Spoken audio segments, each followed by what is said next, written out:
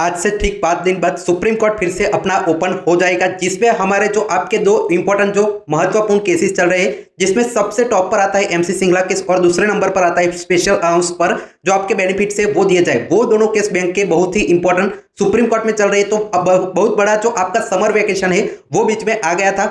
1 जून से लेकर 13 जुलाई तक पूरा समर वेकेशन चला। अब ठीक 5 दिन बाद वापस से कार्यवाही कोर्ट में चालू होगी। वापस से जो आपके नंबर पर कोर्ट में केसेस डिफाइन है उस पर वापस लगेंगे। तो 22 जुलाई को एमसी सिंगला केस आपका लगने वाला है। लेकिन उस जो आपका एमसी सिंगला केस जितना इंपॉर्टेंट है, जितना इंपॉर्टेंट बैंक पेंशन ऑपरेशन है, उतना ही इंपॉर्टेंट आपका जो स्पेशल अलाउंस है वो भी है बैंक एम्प्लॉइज और रिटायर्स दोनों के लिए। तो उसका जो केस है उसके बारे में आज पूरी तरह से अपडेट में लेकर आया हूं, जिसको लेकर जो आपके 12 पेटिशनर थे, 12 पेटिशनर थे उत्तर प्रदेश में, उसकी एक मीटिंग होती है। 27 मई को ये मीटिंग होती है, जिसके बारे में बहुत सारे पहले ही आपको अपडेट मिला होगा। लेकिन अभी जो केस है वो लगने वाला है। फिर से इसमें अर्ली हियरिंग की एप्लीकेशन लगाने वाले हैं। तो उसके बारे में सारी जो मीटिंग हुई थी, कब यहाँ पे कौन लगाएगा अर्ली हियरिंग की मीटिंग और कब इसकी सुनवाई होगी, सारी चीजें A to Z डिटेल में चलिए इस वीडियो में देख लेते हैं। और सुप्रीम कोर्ट फिर से चालू होगा, वापस से आपके केसेस लगने वाले हैं। तो सारी जानकारी आपको इस चैनल पर सबसे पहले मिलने वाली है। तो इस चैनल को सब्सक्राइब करके जरूर रख लीजिए ताकि कोई भी अपडेट आप ऐसे मिस ना कर पाए। चाहे फ्यूचर में सैलरी स्ट्रक्चर में कोई चेंजेस हो या ना हो, एक चीज जो हमेशा इंपॉर्टेंट रहेगी वो अपनी पर्सनल फाइनेंशियल प्लानिंग। सिर्फ सैलरी रिवीजन या हम फ्यूचर सेटलमेंट पर डिपेंड रहने की बजाय अपने पैसों को वाइसली इन्वेस्ट करना भी उतना ही जरूरी है। और इसी कॉन्टेक्स्ट में मैं एक इन्वेस्टमेंट कैटेगरी है जिसके बारे में आज सभी को ओवरलुक दूंगा, जिसका नाम है कॉर्पोरेट बॉन्ड्स। अगर आप लिस्टेड कॉर्पोरेट बॉन्ड्स के बारे में एक्सप्लोर करना चाहते हैं तो पर्सनली मुझे विंट वेल्थ एक इन्वेस्टमेंट प्लेटफॉर्म लगा। ये एक प्लेटफॉर्म है जहां retail investor listed corporate bonds explore कर सकते हैं। विंट वेल्थ एक सेबी रजिस्टर्ड ब्रोकर प्लेटफॉर्म है जहां आप फिक्स रिटर्न बॉन्ड एक्सप्लोर कर सकते हो। सिंपल लैंग्वेज में समझो तो यहाँ इन्वेस्ट करते वक्त आपको पहले से ही क्लियर होता है कि सबको कितना इन्वेस्ट मिलने वाला है और कितने टाइम बाद आपका प्रिंसिपल अमाउंट वापस मिलेगा।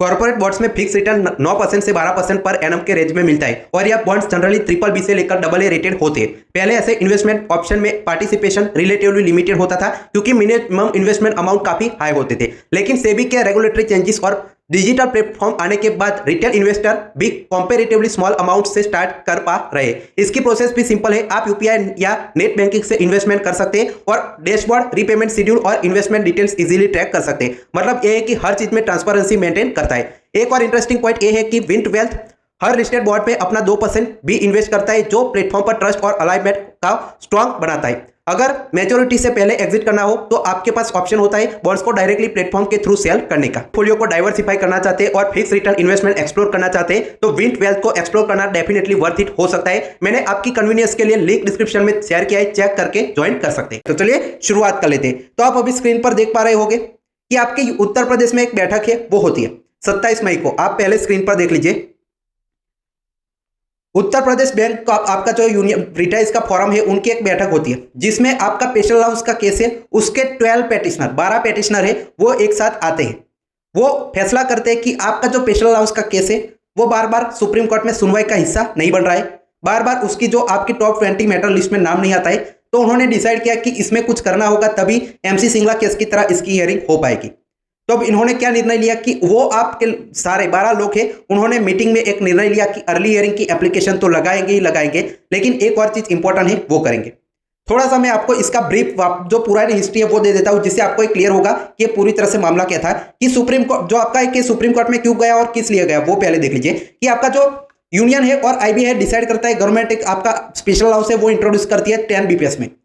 2012 से स्पेशल अलाउंस का बेनिफिट, स्पेशल अलाउंस एक आपका रेगुलर एम्प्लॉयज को दिया जाने लगा। बेसिक पे उतनी कम बढ़ती रही, लेकिन स्पेशल अलाउंस का 7.75% आपका 10 BPS में, 11 BPS में 16.4%, 12 BPS में 26.4%, ऐसे आपका अलग से बेसिक पे का एक पार्ट स्पेशल अलाउंस जो है दिया जाता है रेगुलर बैंक एम्प्लॉयज को। लेकिन बैंक रिटायर्स को उस पर पेंशन नहीं दी जाती, पेंशन में वो काउंट नहीं होता, सिर्फ बेसिक पे का आधा पेंशन मिलता है और उस पर DA मिलता है। स्पेशल अलाउंस को छोड़ दिया गया। तो बैंक रिटायर्स की सबसे पहली तो AD की स्पेशल अलाउंस है वो भी पेंशन जो सुपर एन्युएशन पेंशन जो आप गिनते हैं उसमें शामिल कीजिए। दूसरा कि आप जो आपका ग्रेच्युटी ओवरऑल गिनी जाती है उसमें स्पेशल अलाउंस का हिस्सा है वो आप डालिए। स्पेशल अलाउंस को भी बेसिक पे के साथ कंसीडर करके ग्रेच्युटी पर हमें जो फायदा दीजिए। तो ये मेजर दो आपके मामले हैं स्पेशल अलाउंस की डिमांड पर।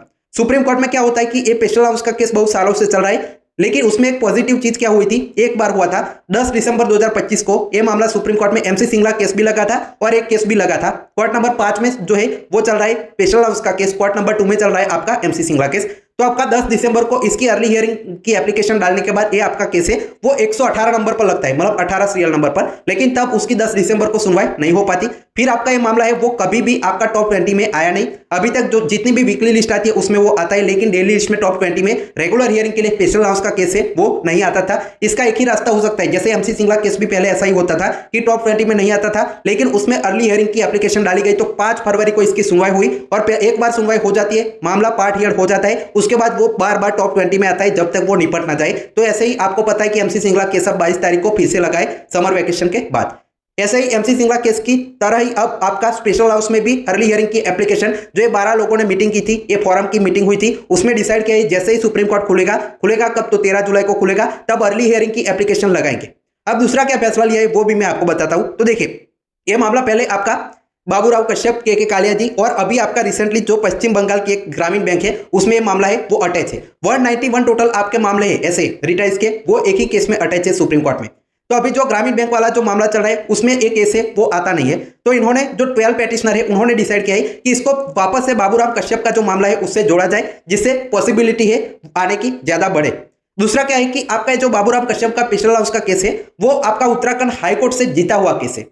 फिर आपकी जो बैंक की तरफ से जो आपका है वो इसको लेकर सुप्रीम कोर्ट में गए थे, तो ये जीता हुआ ऑलरेडी केस है, इसलिए इसमें जोड़ने की मांग है। वो 12 पेटिशनर है इस स्पेशल हाउस केस के, वो करेंगे कि इसको बाबूराव कश्यप के केस के साथ जोड़ा जाए और अर्ली हियरिंग लगाएंगे ताकि ये टॉप 20 में मैटर आए और उसकी जल्दी से आपका समर वेकेशन के बाद सुनवाई चालू हो। तो अभी तक का ये लेटेस्ट अपडेट है सुप्रीम कोर्ट में जो आपका मामला चल रहा है स्पेशल हाउस का उस पर। इसके अलावा कोई भी डाउट है तो कमेंट सेक्शन में जरूर बताएगा। साथ ही में चैनल को सब्सक्राइब करके रख लीजिए, जो भी अपडेट छोटे या बड़ी आएगी सबसे पहले आपको मिलेगी। Final text for watching. Returns do not constitute guaranteed or assured returns. Investments in corporate debt securities, municipal debt securities, and securitized debt instruments are subject to credit risks, market risks, and default risks, including delay and/or default in payment.